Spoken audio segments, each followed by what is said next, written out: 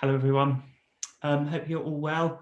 I've got quite a lot of questions this week, and there's quite a few of them I haven't got a clue about. So rather than sort of muddle through, I'll just tell you when I don't know the answer to something. It's probably much simpler. I'll get straight on anyway. Hey, William, I have a topic question. I became a single parent 2 years ago. I've relied on my friends a lot for support. Recently, I've found out quite a few of them have made plans together camping and not invited me along. Camping was always a big party drinking weekend, but it's not like they have not had a drink in front of me since I've been sober. I still want to be invited along to dinner and weekends away. I drank for a long time, so most of the friendships I still have been made through alcohol. Just to add, I'm 6.5 months sober now and feeling alive again. So 6.5 months is brilliant. Well done. That's so rude. And I think, what can you say? I think it highlights massively the extent to which people, so-called normal drinkers, are reliant on their alcohol um, to such an extent that they can't be around someone sober because it shines a light basically on their drinking. I think people these days really do more and more starting to question their own drinking. You know, the truth is out there and it's harder and harder to avoid. So I would think that's probably what it is. They want to go and just take their drug with impunity, and having someone there not doing it is probably making them feel deeply uncomfortable. It's nothing you're doing. It's entirely down to them. It's quite unpleasant, really. It's a great shame. I mean, you do say there you drank for a long time, so most of the friendships I still have been made through alcohol. I mean, I personally, I've made a lot of friends since stopping drinking with people who don't drink at all, and people who drink very little. I find I get on better with people who aren't drinking. So you might find 6 months is probably a good time. You might actually find you start making some new friends. And frankly, if your friends aren't asking you along to things because you're not drinking, then I'd have to question the worth of that friendship anyway. So yeah, deeply unpleasant, not very nice thing at all. But don't forget, it's not you stopping drinking that has done this. It's them continuing to drink that has done it. Alcohol has come between you. If there was no alcohol, this wouldn't have happened. Um, I'm due to go on my first alcohol-free holiday. I've been alcohol-free for 8 months on Tuesday. Well done. And no longer fantasise over alcohol. However, I'm still a tad nervous as to how I'll feel, as our holiday always consisted of a little wine over lunch and lots over and after dinner. Even our kids are grown up and started to have a drink now. How did you find your first family holiday when without the booze, and do you have any good tips? So holidays without drinking are better in my opinion. I've enjoyed them more since stopping drinking, but they are very different and you need to prepare for that. So on an average day, looking at what you did, you know, you probably have a bit of wine over lunch, take it easy in the afternoon, and then drink loads right into the evening. You're unlikely to want to do that if you're not drinking. For a start, when you're not drinking, the evening comes, you tend to eat your meal, finish it, and then you're done and you want to get up and either do something else or go to bed. So you're up fresh the next day. You're not going to want to sit there watching other people get intoxicated. It's not interesting and it's not fun. So I think you will enjoy it. You will enjoy it more, but you need to make some plans about what you will and won't be doing. And as I say, like sitting at a table for 5 hours after the meal's finished is not something you would do unless you're taking a drug, which is why people do it. They sit there because they can keep ordering drinks. It allows them access to their drug, in the same way that you wouldn't necessarily visit an opium den unless you were desperate to get your hands on some opium. So I would say, make sure you know what you're doing. You know, don't just sit there until you're bored stiff of an evening, because it won't be particularly enjoyable. Also, it's perfectly normal to feel a little bit anxious when it's something new. Anything you do new creates a feeling of anxiety because it's new. It's the fear of it's the idea of it that kind of makes us feel nervous because we've never done it before. You know, like most of us, we start drinking in our teens we look to stop in our 30s, 40s, 50s. You know, we've done 20, 30 years. You have not had a holiday sober. And so holidays, when you're drinking, it's all about the alcohol. It's all about where you can get your next drink, and it allows you to just sit and drink as much as you like. Minus the alcohol, there's a lot of pleasure in holidays, but as I say, sitting around after a meal is not the way to find it. So make a good plan. I think my holidays were slightly different because my family, so I've got two young boys, they're 8 and 10 now. So our holidays tend to be fairly active, and we tend to go back to the room quite early because they're still little. So it's quite conducive when you're not drinking, to be honest, because I'm charging around with them all day, and then I'm back in the hotel room nice and early. So it's a very good thing not to be drinking. Sounds like a slightly different dynamic for you. But as I say, just make those plans and make sure your family members are aware as well that, you know, you're not going to be sitting there till midnight, 1 in the morning, watching them getting drunk, because it's not much of a holiday for you. I have a friend who mentioned that she was glad she doesn't have an addictive personality. I believe this concept of addictive personality is a myth, but I would love your thoughts on it. So addictive personality, the reason that's come about is because a lot of people, you know, the usual way of doing it in like the 80s, 90s was you'd start drinking and smoke. Well, you start smoking and you start drinking, and then you sort of put on loads of weight. And so then first thing you try and sort out was your smoking, and then your diet, and then you look at your drinking. But what people often find is they give up one thing and just increase their intake of something else. So people stop smoking and end up drinking loads, and then they stop drinking loads and they end up eating loads, or they stop drinking loads and end up smoking loads. So it kind of creates this myth of an addictive personality because you give up one thing and you just get addicted to something else. It's nothing to do with personality at all. It's to do with a simple coping mechanism. And it's particularly the case with alcohol. Because it's an anesthetic, because it's a sedative, it anesthetizes or depresses nerve activity. So we use it as a coping mechanism. So, you know, yeah, of course, we use it to celebrate and all the rest of it. But you know, if you have a bad day or an argument with your partner or whatever, you naturally reach for an alcoholic drink to take the edge off it. So you become very conditioned to consuming something when you have any kind of stress or strain. When you quit, there is a temptation to just reach for the next thing that you can consume to change how you feel, be that a cigarette, coffee, sugar, fast food, whatever it is. It's not to do with personality, it's to do with coping mechanisms. And this is why I say to people, when you stop drinking, you need to get those coping mechanisms in place, ideally before you need them. Because it's no point just saying, right, I've quit drinking, and then a week, 2 weeks later, you have a massive argument with your partner and you feel desperately miserable and you want to reach for a drink and it's not there. So what else do? You either give in and have a drink, or you get some cigarettes, or you stuff a load of chocolate in your face, or whatever it might be. So you need to look ahead and look towards what will be the next problem, and it will hit you because no life is perfect. Everyone has problems. And when that, think ahead about what may happen when, and think about how you'll cope with it. So you have an argument with your partner, okay, you can't drink anymore. You don't really want to be sat there munching on chocolate. So what are you going to do? Are you going to do some exercise, go to the gym? Are you going to read a book? Are you going to go out for a walk? Are you going to meditate, yoga? Have you got a film you can watch? So it's to do with coping mechanisms more than anything. As I say, so if you are just quitting without really giving much thought to it, next time something bad happens to you, you're instinctively going to reach for the next thing to consume to change how you feel.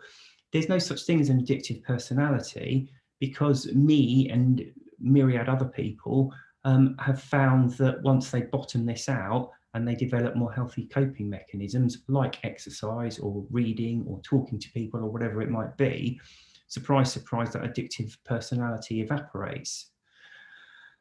There's a question here on sleep, and there's another one later on, so I thought I'd probably go into a bit of detail on it. Sleep disturbances when going sober.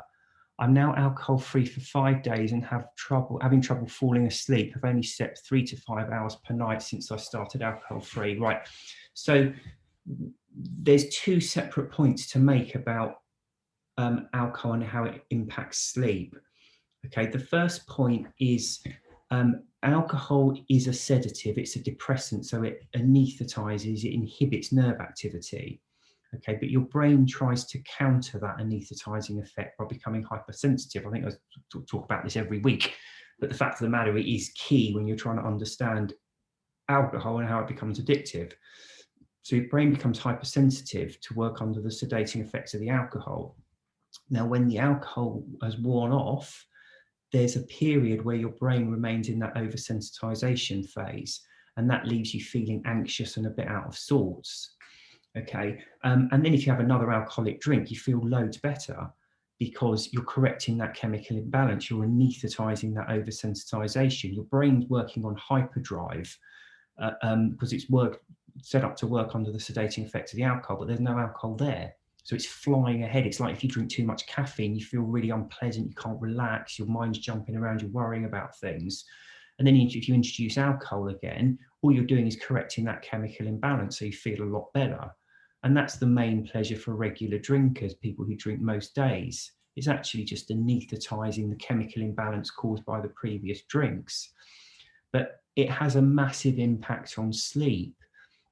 People often think sleep is just about going unconscious for a few hours and then you're good to go. But sleep is about very specific cycles that your brain and body go through.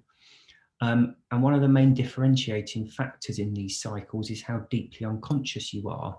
So there's something called deep sleep, whereas you can imagine it's where you're very deeply unconscious, very deeply asleep. But then at the end of the scale, there's something called REM sleep, rapid eye movement, which is where your brain lights up almost as if you're fully unconscious, and it's in that stage that you dream. And nobody really knows what REM sleep is about, but it's crucial. They've done tests on rats where they've starved them of REM sleep, and they've been dead within a few weeks. And I think I mentioned a week or two ago, there was another test where they had volunteers and they monitored them, and whenever they went into REM sleep, they would wake them up to try and starve them of REM sleep to see what happened. One of the problems with the test is people were just walking out on it. They couldn't stand it. They were becoming really depressed and really anxious and really unhappy because they weren't getting REM sleep. If you're bored over the weekend, Google something called REM rebound. And this is something, when they were doing these tests on people, the few people that made it through to the end of the study, when they then let them sleep normally and monitored them, their brain had huge amounts of REM sleep. They went through loads and loads of REM sleep and had really vivid dreams. And it was their brain glutting on the REM sleep that it so desperately needed. So we don't really know much about REM sleep, but it's crucial. Now, when you drink alcohol, for the first part of the night, you're heavily sedated. When the alcohol wears off and the oversensitization kicks in, you can't sleep at all. That's why a lot of drinkers find they wake up at 3, 4, 5 in the morning and they're completely unable to get back to sleep and their heart's hammering away. It's like they've woken up and drunk like 7 or 8 mugs of strong black coffee. That's what they're doing to themselves. It's that chemical imbalance. So what happens when you drink, because for the first 5 hours, you're quite heavily sedated from the sedating effects of the alcohol, your brain really struggles to get you into REM sleep. Most people have 7 cycles of REM sleep in a night. Drinkers on average only have 2 because their brain can't take them into those higher consciousness area cycles of sleep because they're too heavily sedated. And of course, after that wears off, after that 5-hour period, they go the other way. They can't sleep at all, or they just kind of drift and snooze rather than actually sleeping. So it has a massive impact on sleep. So quite rightly, people then want to give up. And you quite often hear, one of the best things about being sober is the great sleep you get. But this brings us on to a slightly different aspect of sleep. I'm guessing the person who posted this, alcohol free for 5 days and have trouble falling asleep, was a regular, daily or almost everyday drinker. Okay, and the reason why this is important, when a normal human being is winding down towards sleep, their brain starts closing things down. Okay, their brain goes through its own sedating process so that they can drift off into a natural sleep. When you drink alcohol, your brain stops going through that process. Okay, it just relies on the alcohol to start switching things off, to sedate things and to lead you into sleep.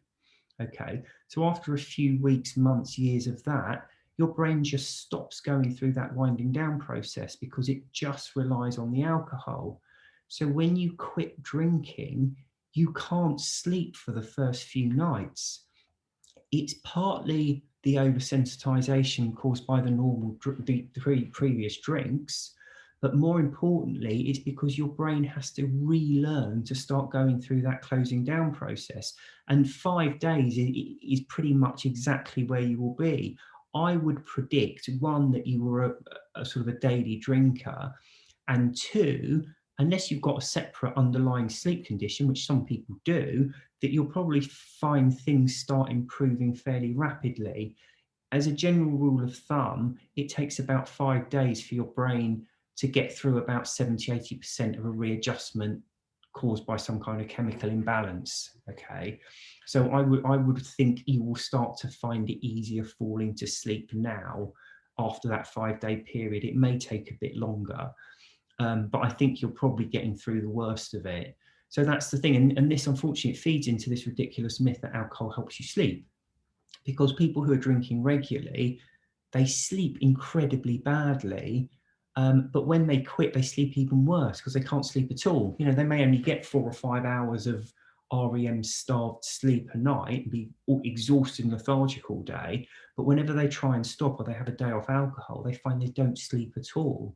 So it kind of feeds into the myth that, abysmal as their sleeping pattern is, it's better for them to be drinking than not drinking. So like all of these things, it takes a bit of time. There's another question on sleep later, but I'll cover that topic off afterwards. So I feel like the moderation myth needs abolishing again. I think I did that the other week, to be honest, and I've got quite a few questions to get through. And I think there was a live that I dedicated entirely to moderation and why it's so inherently difficult, why it doesn't work. And that is on the YouTube channel. So I might skip that question this week, as I say, or I'm not going to get through everything. I would like a recap on tapering. I'm aware that there are people here who have gone cold turkey and suffered some debilitating effects, and I think some need to get help and really need to be more cautious. However, there is the other extreme, people tapering incredibly slowly by tiny amounts per week due to some kind of abject fear of potential consequences. Can you give your views, or can you give views on the latter in particular? Thanks. So tapering is inherently difficult, like moderation, because there's a few reasons. One, when you take an alcoholic drink, where the brain tries to counter the sedating effects of the alcohol. So when it wears off, you've got a corresponding feeling of anxiety. Okay, so when you take a drink, it creates the desire for the next one. Okay, so cutting down in many ways is the worst of all worlds, because you're keeping the physical desire for alcohol alive, but you're just not feeding it properly. So that's massively problematic. The thing to mention as well, and I think I do go into some detail on this in the first book, but it's only a very, very small proportion of the very heaviest drinkers that are at risk when they quit drinking. Now, the problem is, in this day and age, we live in an extremely litigious society, and nobody wants to turn around and say, just quit, you're going to be fine, because it's always safer to say, well, go and speak to a doctor. And that's the advice I give in the book. But the fact of the matter is, you do see in the group, you know, people in their 30s who have quit drinking for years and then jump back on it, and they've only been drinking like a bottle of wine for 6 months or so. And I know only it's a lot of alcohol, okay, but there's no danger at all for them stopping. And you get people jumping on saying, oh, you need to taper, you need to do this. It's just easier to just quit.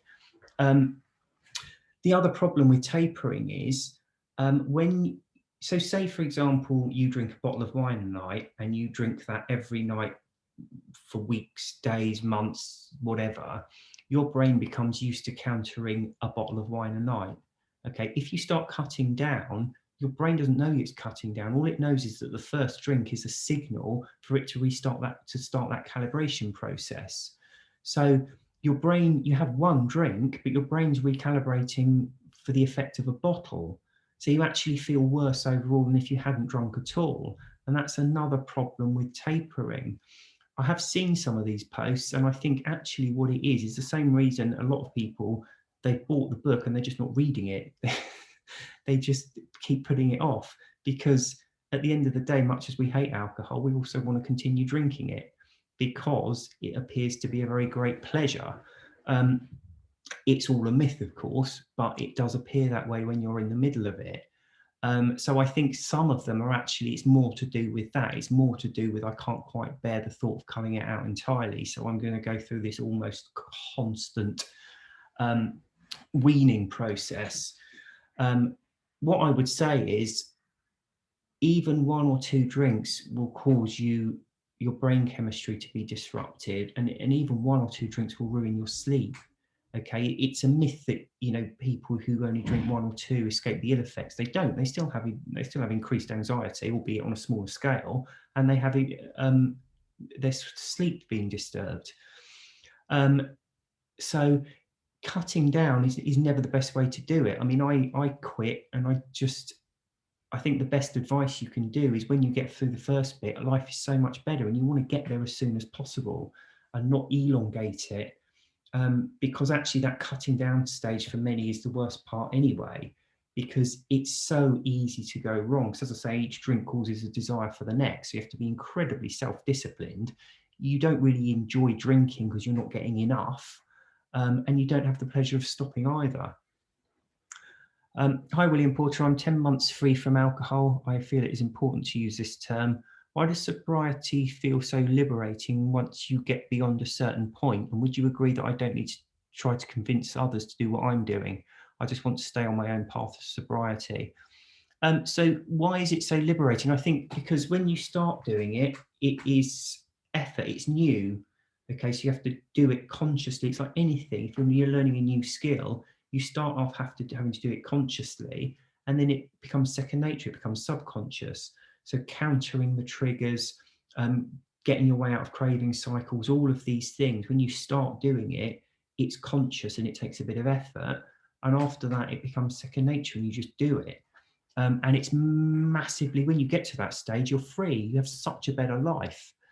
So I think that answers that question. Would you agree that I don't need to try and convince others to do what I'm doing? I think you need to do whatever you want to do. I'm always trying to convince people to try and stop drinking because I know they'll be better off for it. But I don't think you need to do that. No, I think if you're happy on your own path of sobriety, then go for it. You need to do absolutely what's right for you. And the important thing is that you've quit and you've found a much better and happier life. Can you address the myth that someone needs to hit rock bottom before they're able to be helped or able or willing to change? I've seen that crop up in a comment or two recently. Yeah, so the rock bottom thing is wrong and dangerous, because why would you need to hit rock bottom? I mean, if someone was smoking cigarettes, you wouldn't say, well, wait until you contract lung cancer before you quit, would you? You just say to them, this is not a particularly pleasant thing to be doing. You're far better off without it. All the pleasure is a myth and just relieving the withdrawal caused by the previous hit. So stop doing it. You don't have to hit some kind of rock bottom. I think the rock bottom thing is almost tied to that out of date view of alcohol, that actually it's quite a pleasant thing for most people and it's only a handful of damaged individuals that can't drink sensibly. Because when you're approaching it from that sort of mindset, what you're really saying is it's somehow shameful or wrong to have become addicted to alcohol. So people are constantly trying to convince themselves they're not addicted. And it takes some kind of massive rock bottom moment before people think, actually, you know what, that is me, I can't stop doing it. But in this day and age, we're kind of getting away, hopefully, from the worst of that, and seeing alcohol for what it is, an unpleasant little drug that anyone can get addicted to. So in that case, why would you need to hit a rock bottom? You just need to quit doing it as soon as you possibly can. I heard the term emotional sobriety. I am unsure what it means. Can you elaborate? Thank you. P.S. Your books are epic. So again, I've never heard of this. So I looked, and it means being able to confront and cope with all the negative emotions that were ignored when using drugs or alcohol. So kind of, I suppose, goes back to what I was talking about when I was saying about addictive personality. It's to do with being able to cope with life's ups and downs. It really is that simple. And that's what you should really be working towards, because giving up alcohol and then sitting there miserable and wanting to drink every time something bad happens is not living your best life. But developing other coping mechanisms, I think, is what you should be aiming for. So you just don't need alcohol in order to deal with life. This is a good one. Hi, William. How can you stop yourself being so judgmental towards others? After reading your books and being alcohol-free for over 6 months with no cravings or inclination to drink poison, whenever I hear the words looking forward to a few beers or glass of wine, I just think, idiot, why are you stupid? It's starting to affect my opinions on people, especially my husband, who only drinks 2 beers on a Friday and always has. So there's a comment I'll read afterwards as well. So asking me how to stop being so judgmental, you're asking the wrong person, because I'm incredibly judgmental. And I'm particularly judgmental of other drinkers because I just see it differently. I think I see it realistically, whereas most people live in some, ridiculous 18th century view of it being this wonderful, jolly thing that you can consume and is really healthful and really good for you. So I judge other people. I find them, I went out for work drinks a couple of weeks ago, and it was quite nice to begin with. But after about 3 hours, when the alcohol started kicked in, I found people incredibly irritating. And yes, I judged them. I do judge people. But I think it's actually, apart from realistic anyway, I think it's quite helpful, because I think historically, alcohol recovery, going back to what I was saying before, it's very much that, oh, well, we can all drink normally. It's just these warped, damaged individuals who have got something spiritually or genetically, or, something wrong in their background that causes them to have to be really irresponsible with this drink, with this drug. And actually, I don't see it that way at all. I think it's just ridiculously old-fashioned to look at it that way. Someone posted a comment here in response to it and said, I said to my wife that I felt sorry for people who were getting out of taxis with their blankets to sit outside, and she said that my comment was arrogant. See, that's just so typical of the outdated view of alcohol that we have in society. I mean, arrogant means you're kind of falsely setting yourself out to be better than other people. But what you're talking about here is people sitting outside in blankets, shivering cold, so they can get their hands on their drug. I mean, would it be arrogant if you went back in time and saw like an opium den and people dying and just smoking this opium and just lying sprawled all over the place, just like look at them and say, poor things? It's not arrogant, is it, at all? It's just, it's ridiculous. So yeah, I mean, I'm afraid I do judge people, and I would think exactly the same thing if I was you. And I think it's just people's warped view of alcohol to see it any different way. It's extraordinary. I'm a regular attendee of the Alcohol Explains Zooms every other Monday. I would just like to give a big shout out and thank you to the people who run the sessions and support them. Yeah, absolutely. These are really good things, I think. Making connections with others continues to be fundamental for progress in recovery, and the Zooms are brilliant for just that. Can I ask if there is anyone else who might be able to contribute in making more Zoom meetings possible in the European time zone to enable more people to attend and have more access to groups on maybe a weekly basis? Any thoughts? I think it's an excellent idea. If anyone's keen to set up a Zoom meeting, it's fairly easy to do. You can advertise it, you can private message me and we'll arrange it. But you set up the meeting in the group, you put Zoom details in, and how it's been run so far is people just come into the Zoom meeting. The person who hosts it just sort of talks a bit about their week and then passes around to other people who want to speak. If you don't want to speak, you just leave your camera and microphone off and you can just listen. And if you do want to speak, you go around in order and each have a chance to chat. So I think it's incredibly useful and powerful.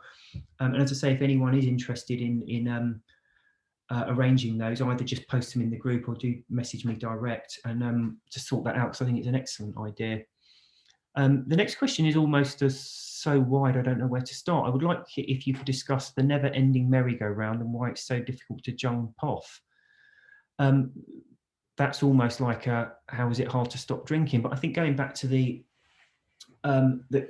physiological side is usually the best place to start. It causes this imbalance that then requires another dose of the drug to relieve that imbalance and take you back to feeling your calm, relaxed, normal self. And because you do it day in, day out, and because it works in reverse, it's not when we're consuming the drug that we suffer the withdrawal, it's when we stop taking it that we suffer the withdrawal. We start to see the drug as being some kind of benefit. I think alcohol, more than any other drug, because it's so prevalent and because it's actively encouraged by everyone, or 80 whatever percent of the people who drink, it's an incredibly difficult one to get away from and to see it actually as it is. It's just a sedative. It doesn't do anything other than make you feel slightly dulled. Usually it's a situation we drink it in that are pleasurable, not the actual drug itself. But over time and with regular use, it becomes a necessary part of your life as you need it to anaesthetize the withdrawal caused by the previous dose. And that's why I think it's so difficult. And I think it's particularly difficult, as I say, because it's so prevalent. You know, you turn on the TV, open a book, listen to music, open social media, there's people drinking everywhere and they're all trying to put a positive spin on it. Hello, William. I, as always, do have a question. Day 32 here, and my newest issue is night eating, not celery sticks. I also find eating sugar right before bed increases my heart rate. Is this normal? I do have lots of veggies on hand, but for some reason in the evening, I'm drawn to very unhealthy food and I'm trying to change. Will this pass? Thank you so much. So I found my eating habits did change after about 3 months. And I think I've been told a few times when you're lacking in vitamin and you start taking a vitamin, you need to wait about 3 months for the levels to build up. Okay, so when you drink alcohol, alcohol stops the absorption of certain key vitamins and minerals. So like B vitamins, and I think zinc's another one. So people who drink regularly are always low on those vitamins. Okay, so your body triggers hunger, not just when you're low on energy, but when you're low on vitamins. So if you take a drug that stops you being able to absorb a vitamin, you're going to be almost constantly hungry, even if you've eaten too many calories, because your body's saying, hang on, I'm deficient in this vitamin, I need you to eat to get it. So I did find 3 months was quite a turning point in view of like just what I wanted to eat and how often. So I find eating sugar right before bed increases my heart rate. Yes, it will do. Eating does increase your heart rate. Okay, if you eat fruit and vegetables, they're 90% water and they're mainly fiber, so they're very easy for your body to digest. So it's a nice, easy thing to do. If you're eating loads of processed food and meat and all the rest of it, your body finds it very hard to digest. So there's something like 20 foot of digestive tract that food has to work through. Okay, and it's got muscles that squeeze it all the way through. So it's quite an onerous process on the body. So your heart rate speeds up, and you're, even though you might be sitting still, your insides are going quite mad, all this muscular movement. So it absolutely will increase your heart rate. It will also ruin your sleep. That again will ruin your sleep. And I would say, going back to what I was talking about before, that in fact there's another issue here as well, and it's about how digestion works compared to stimulants and depressants. Okay, so stimulants are drugs that wake you up and feel more alert, and depressants like alcohol are things that anaesthetize and calm things down. Now, we often talk about appetite stimulants, okay, something that stimulates your appetite, but that's actually very confusing because stimulants decrease your appetite and depressants increase them. And the reason for that is stimulants usually kick in when you're stressed or frightened. And don't forget, from an evolutionary perspective, fear would require a fight or flight response. We either have to fight something or we have to run away. Either way, you need a lot of energy and you need to be moving. So your heart speeds up in anticipation. The last thing you want to be doing is having a heavy meal that's going to draw all its energy in trying to digest it.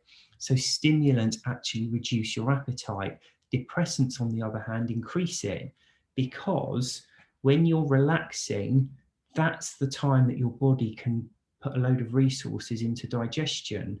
So what most people find is they're all right with food during the day. It's when they sit down in the evening that it becomes difficult to not eat. And the reason for that is your brain suddenly thought, oh, good, we've stopped moving now. Everything's calming down.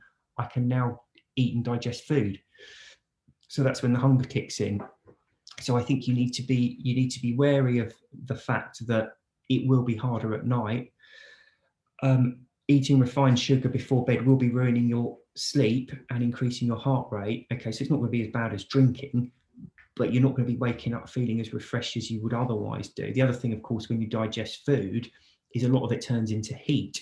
So if you eat a massive meal before bedtime, there's all this internal movement going on which will disturb your sleep. And after a few hours, you'll find you get really hot, because that's when the food's actually starting to turn into energy and it's starting to turn into a lot of heat. So what you've said there is absolutely normal. You probably do want to stop doing it. And don't forget all the stuff I put in the books about cravings. It's transferable to other cravings. It's not just craving about alcohol. It will work with food, nicotine, whatever it is.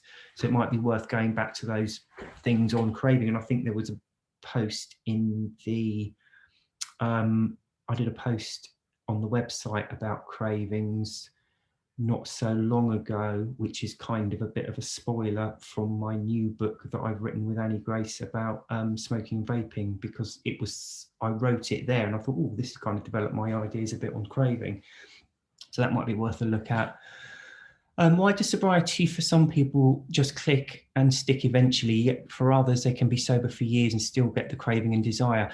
Some people, it does click completely and they're home and dry. Most people, I think, still get the odd craving and desire if you're talking about, particularly with alcohol, when there's so many images of people, laughing and happy drinking. You used to get it like 40, 50 years ago with cigarettes, the cigarette adverts, all that people standing around with these cigarettes all laughing and happy, as if it was a cigarette making them laugh and happy. But we're still bombarded with it, with alcohol. So I think it's unusual for people not to get that odd craving and desire. And I think it's a difficult mindset for some people to get into, because we have been bombarded for so long with this nonsensical side of alcohol that it can be very hard to get away from. And I think as well, a lot of people, when you're stuck in the cycle, it's very hard to see your way out. So I think that's another reason people are constantly on the day ones. They find it very hard to get into the right mindset. Hello, William. I'm wondering if you have any knowledge regarding addiction and right-brained individuals. I'm right-brained and apparently we make up only 10% of the population. It's my understanding that we interpret things differently and it's a bit more difficult to stay sober. I just thought you may have some information you could share. Thank you for your support and kindness. It's a pleasure to gather here on Friday evenings. I don't know anything about right and left brains. I did have a quick look on Google and I think it's more of a theory than a scientific basis for it. So I don't know. So sorry about that. Hi, just a reminder about mine and Tony's shout out. So this is John and Tony, still going strong. Well done. Hi, William. Do sober people generally need less hours of sleep? I'm 13 months free from alcohol. My sleep quality has become so much better, but I can't sleep for at most 6 or 7 hours. So that's absolutely the case. Yeah, if you're getting enough sleep, you'll wake up and you won't need any more. The key isn't to measure how many hours you're getting, it's how you're feeling when you wake up and during the day. If you're waking up feeling relatively bright and breezy and you feel okay during the day, then you're getting enough sleep and you won't need to be lying around in bed for 8, 10, 12 hours like when you were drinking and be constantly tired, because you will be getting the correct amount of sleep. So going back to what I was saying before, when you sleep, you're not getting the REM sleep after a certain amount of time. You're not being able to get any sleep. It's just light dozing, which isn't proper sleep at all. if anything. So you could stay in bed for 16 hours and still be exhausted. But when you're back into a natural sleep cycle, you will go to bed, you'll work through your 6 or 7 REM cycles, you'll get your deep sleep, your light sleep, all the rest of it, and then you'll wake up and you'll be good to go. You won't need any more sleep. So that's absolutely fine. Don't worry about it. As I say, unless you're really tired during the day or struggling to get up, that's absolutely perfect and totally natural. It's only drinkers who are tired all the time. This is one of the great things that it amazes me, because so many people, so like I'm 45 now, I've got young children, friends and acquaintances in the same thing. They're always tired, and they just think that it's life. It's just a tiring life, and having children is tiring, and everyone is tired all the time. It's not. It's the drug you're taking.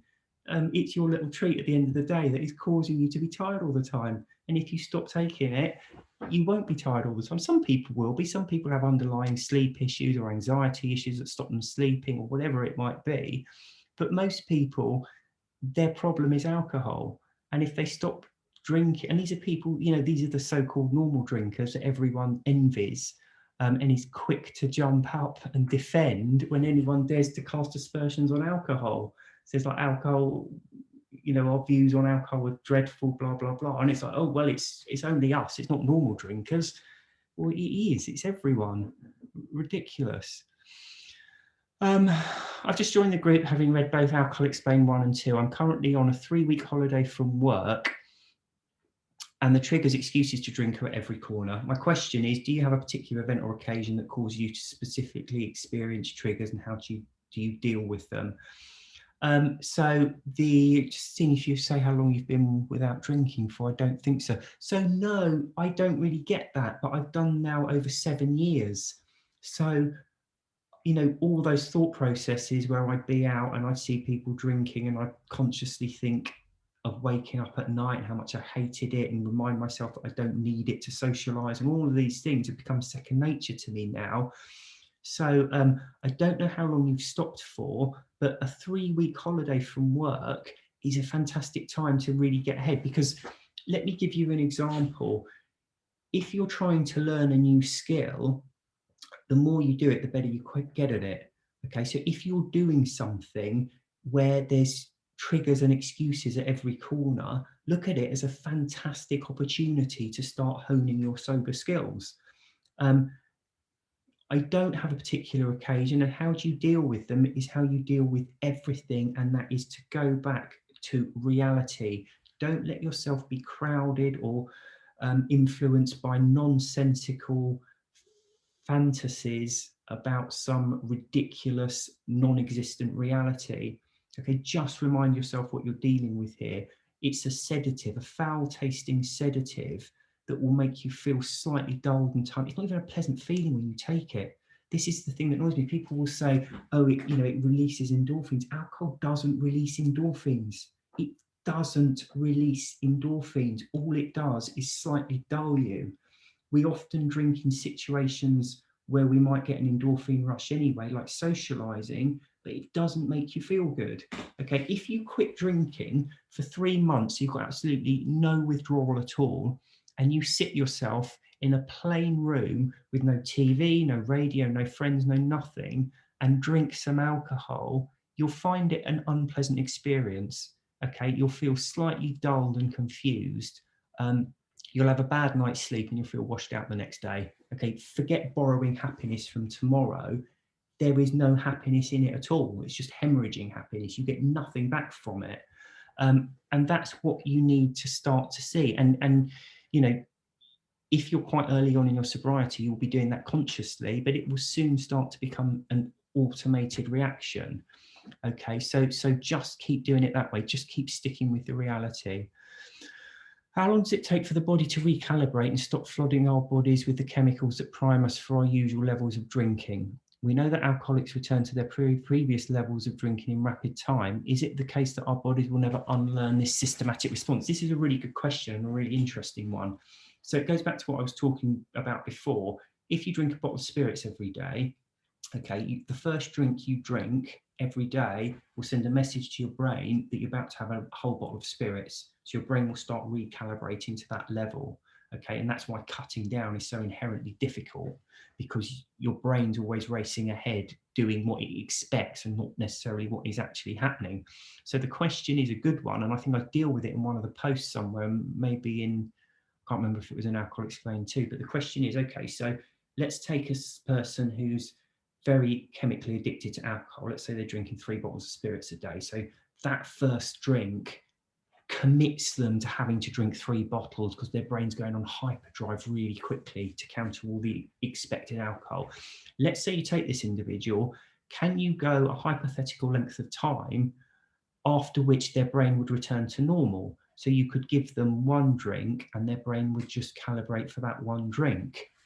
So there's a few points to make here. One is it's impossible to know, and it's also impossible to find out, because to do it, you would need a study case of human beings who had been previously chronically dependent on alcohol, and then you'd need to start them drinking again and monitor them. So you'd have all kinds of moral issues about how you would even do that. But I think the point is, that's almost a by the by, because as you say here, we know that alcoholics return to their previous levels of drinking in rapid time. I don't necessarily see that as a chemical reaction all the time. And I think, just knowing the small amount I do about how our brains adapt, I think they would probably adapt to an alcohol-free life pretty quickly. I mean, I've been 7 years not drinking now. I'm pretty sure that if I had a beer, my brain wouldn't recalibrate to the usual God knows what I used to be drinking. I don't really know what would happen, but I doubt it would even be capable of doing that after 7 years. I doubt I could just jump straight back into what I was drinking previously. But the reason I think people always precipitate back to their previous levels of drinking is because everybody who has ever taken an alcoholic drink has had a withdrawal from it. Okay, every human brain will counter the sedating effects of alcohol. Okay, so the first alcoholic drink a human being ever takes, their brain's not used to alcohol, it's never come across it before, so it won't really know what it's doing with it. It takes years and constant drinking for the brain to become increasingly proficient at countering the effects of the alcohol. So over time, the withdrawal gets worse and worse. But the addiction isn't really to do with the withdrawal, although partly it is. It's mainly to do with how we interpret the withdrawal. So if you've never had an alcoholic drink before, and let's say you have a couple of glasses of wine, you will feel the sedating, intoxicating effects of the 2 glasses of wine. And when they wear off, they will leave a corresponding feeling of anxiety. But if you've never drunk alcohol before, you won't really think about that that unpleasant, kind of out of sorts, slightly anxious feeling. It will just be, it's the same as if you have a bad day at work or you don't sleep properly one night. It's just a background noise. It would never dawn on you to take another alcoholic drink to get rid of it. But over the years, as we drink more and more and on more and more occasions, what our subconscious starts to realize is that the unpleasant feeling that is left over when 1 drink wears off can be immediately remedied by taking another alcoholic drink. Okay. And to me, that is the crux of being addicted to alcohol. It's when you have learnt that when 1 alcoholic drink wears off, it leaves an unpleasant feeling that needs another drink to get rid of it.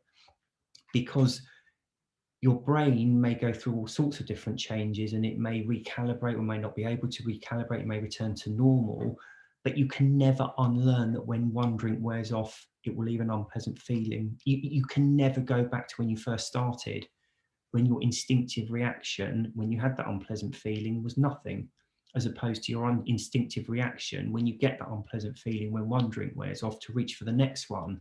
And that's the problem. That's that learned behavior. Because then from there, you can stop for 1 year, 10 years, 50 years, whatever it is. If you drink again, when that drink wears off, it will leave an unpleasant, very minor, but it's still there, an unpleasant, anxious feeling. And immediately your brain will say, I remember that feeling, and I also remember how to get rid of it. I just need another drink. Where have we got to? It seems like every day in this group I come across people saying something along the lines of alcohol is fine for people who can moderate, we should accept this and not rain on their parade. I think you may have covered this in another live, but can you briefly explain why this is not true again? Yeah, I mean, I have been through this quite a few times. To go back to what I was talking about just now, so addiction to alcohol is when you learn that when one drink wears off, you need another one to get rid of that unpleasant feeling. Okay, anyone can learn that. Okay, but more importantly, this is true for every single drug. So when you smoke a cigarette, nicotine is a stimulant, and when it wears off, it leaves a kind of a similar-ish feeling. It's a chemical imbalance, and you feel slightly out of sorts and not really with it. So you have another cigarette, you correct the chemical imbalance, and you feel much better. So when one cigarette wears off, you instinctively reach for the next one to relieve the withdrawal, and that's true for every drug. Now, how quickly you get addicted to any drug depends on how quickly you learn that that unpleasant feeling can be relieved by another dose of the drug. And how quickly you learn that depends on how quickly the drug goes into your bloodstream. Okay, so in terms of the quicker it goes into your bloodstream, the quicker your subconscious will associate the taking of the drug with the relieving of the withdrawal. So in terms of speed of taking a drug and it going into your bloodstream, the very quickest way of doing it is injecting it, so it goes straight into your veins. The next two are fairly close together. It takes about a second or two, and that's snorting and inhaling. And when you inhale it, it goes into your lungs and then into the bloodstream. When you snort it, it goes into the sinuses and into the bloodstream still very quickly. The fourth method is by consuming it, eating it or drinking it. And that's by far the slowest. It takes anything up to 20 minutes for it to go into your bloodstream.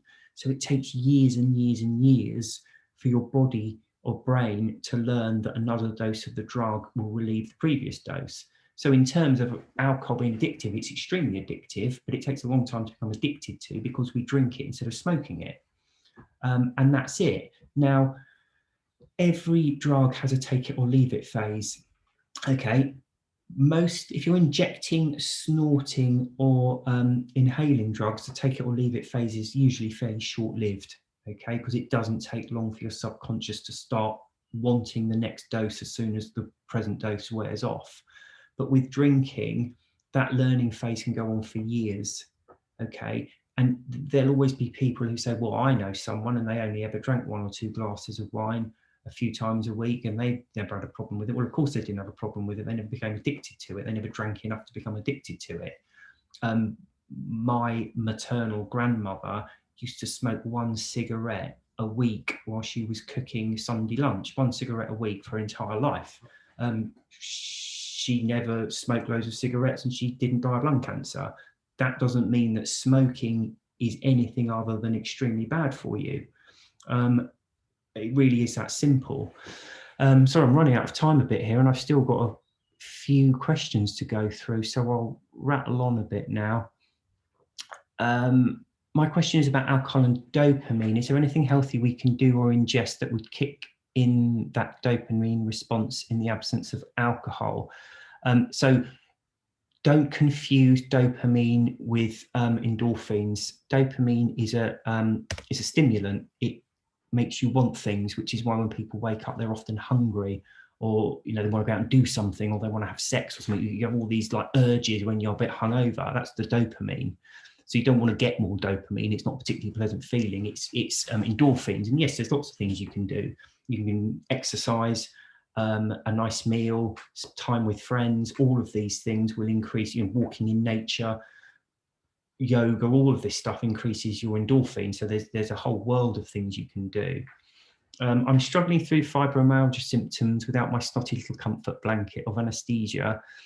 Exploring natural remedies like CBD, 5-HTP, like you said, and also saw the doctor who prescribed low dose of gabapentin when needed, and it's going okay much of the time. But what I find I'm missing most is the feeling like I want to do something impulsive right now and just go for it, not caring what the result is. I realise this can be dangerous for a lot of people out in the world at bars, but I used to love just drinking martinis at home, making art and music and writing. when I cut that habit out, I lost almost all desire to make things. Maybe it's the old Hemingway romanticising of the booze. He used to say, "Right drunk, edit sober." But I find I really do seriously miss the urge to just do something. And I feel my creativity has suffered greatly these past 9 months since trying to eliminate alcohol from my life after being a very heavy daily drinker for some time. Maybe this is a form of anhedonia people say they get during pause, where you just stop caring about everything. I don't know, but I find it upsetting and depressing, and I wonder if it will ever go away. I hope this isn't too self-centered a question, but I thought perhaps others might have had an issue as well. I mean, did you write before when you were drinking? And if so, was it easier or harder to get back into it once you were sober? Did you have any tricks to get the dopamine flowing again when you quit? Or did you just not miss it? I know you taught us it's an unpleasant feeling, but I guess I must have liked it. Laugh out loud. Sorry for the long question, but I hope you can address even a bit of it if you have time. So I think this is, I think this kind of emphasises the bizarre view we have of alcohol, because let's just remind ourselves what it is. It's a sedative, okay? It anaesthetizes. It doesn't make you creative. It can't do. It's a chemical depressant. It can only make you feel slightly dulled. What it can do, though, is if you want it and you're thinking about it, is stop you thinking about anything else. And that's a very different thing. That's what craving is, okay? Because let's say I'm sitting down to write, I will write and I'll enjoy writing, and I really do enjoy writing. But if I'm going to sit down to write, but you know what, I kind of want something, I ought not have it. Should I have it? I want it. Can I just it? Of course, I'm not enjoying my writing, and I'm not even thinking about my writing because I'm obsessing about whatever it is that I should or shouldn't have. So if I then go and have that thing that I'm obsessing about, I've had it. I'm no longer obsessing about it. And then I can get on with the job at hand, which is my writing. So that's the answer to that one. Alcohol cannot make you more creative. All it can do is anesthetize. Okay, it's not even a stimulant. At least if you're taking a stimulant, you've got at least an argument to say, but it's waking me up and making my brain work a bit faster. It doesn't do it, but it can act as a placebo, because if you're obsessing about that, of course you're not going to be, making art, music and writing. You're going to be sat there thinking about whether or not you should imbibe this very unpleasant drug. So, hi William, I was listening to a podcast about the menopause, and speakers were discussing the effect alcohol has on hormonal function, particularly estrogen and testosterone. Did you come across the same information? If so, would you mind expanding on this, please, if possible? So, yeah, I do. I've written about testosterone. I think that was in the first book. It decreases testosterone. So, testosterone is like the male hormone. And if you don't have enough testosterone, it causes an increase in body fat. It makes your bone density decrease, increase breast size in men, and erectile dysfunction. So all the things you don't really want, which kind of makes a mockery of this whole James Bond image of like this, hard drinking, very fit, very masculine man knocking back all this alcohol. In reality, James Bond would be extremely flabby, large-breasted, unable to perform in bed, with the emotions of a toddler. Now, estrogen I didn't know anything about, so I did a little bit of research.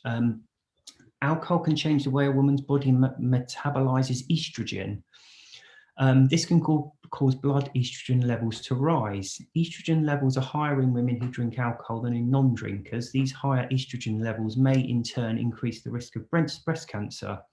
Higher levels of estrogen may put you at higher risk of blood clots and stroke. Estrogen dominance may also increase your chances of thyroid dysfunction. This can cause symptoms such as fatigue and weight changes.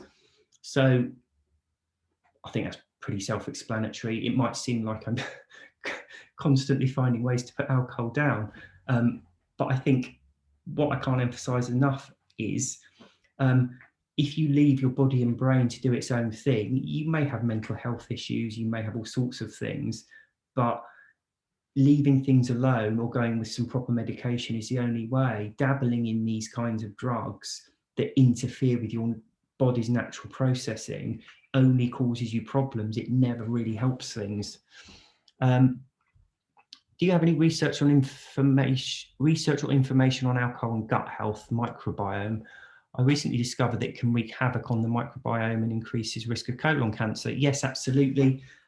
So you have all these bacteria in your gut, which are actually good for you and help you digest food and all the rest of it. Alcohol kills things. Okay, it's why we use it in hand sanitizers. It kills every living thing it comes into contact with, including humans, albeit we drink it in small enough amounts that it doesn't kill us immediately. It just leaves us anxious and tired and exhausted until we come down with, cancer in our 40s, 50s, or crashing heart attacks at the same age. It tends to kill us a bit slower, but it kills living things. So when you drink alcohol, it kills these helpful bacteria in your gut. And that's one of the problems with it. Which again increases the risk of colon cancer. So again, probably lots of scientific studies out there, but you don't really need them. You just need to appreciate that alcohol kills living things, which is why we use it to sanitize, and you're sticking that inside you.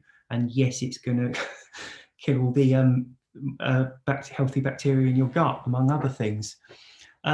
So there were a lot of questions this week, so I had to rattle them through them a bit quicker than usual. I hope that was useful and I didn't cover anything too quickly. Have a good weekend, everyone, and I shall see you next week.